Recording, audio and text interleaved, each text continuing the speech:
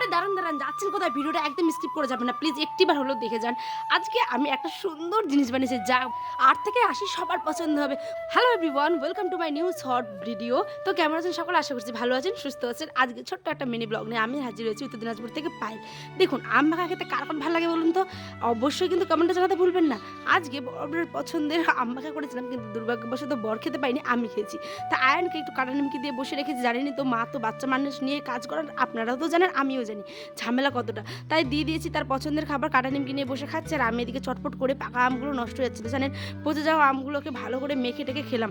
ভাববেন না যে পচে গেছিলো, ভালো আমই ছিল, কিন্তু একটু দাগ লেগে গেছিলো। তো নষ্ট করে কী লাভ, তাই ভাবলাম চটপট করে পিস পিস করে কেটে নিই। দেখি চাকুতে চলে আছে না, পাকা আম যেহেতু হাত দিয়েই ছুলে নিচ্ছি, আর ভালো করে একদম পিস পিস করে কেটে নিয়ে শুকনো লঙ্কা পুড়িয়ে আর নুন দিয়ে উফ আহ! দারুণ একদম। হ্যাঁ, তো আপনারও কার জিভে জল আসলে কি হয়েছে, বাড়িতে বানিয়ে এখনই চটপট করে খেয়ে নিন। চলুন আমি ভালো করে এখানে নুন আর শুকনো লঙ্কাটাকে মেখে নিচ্ছি আমগুলোর সাথে।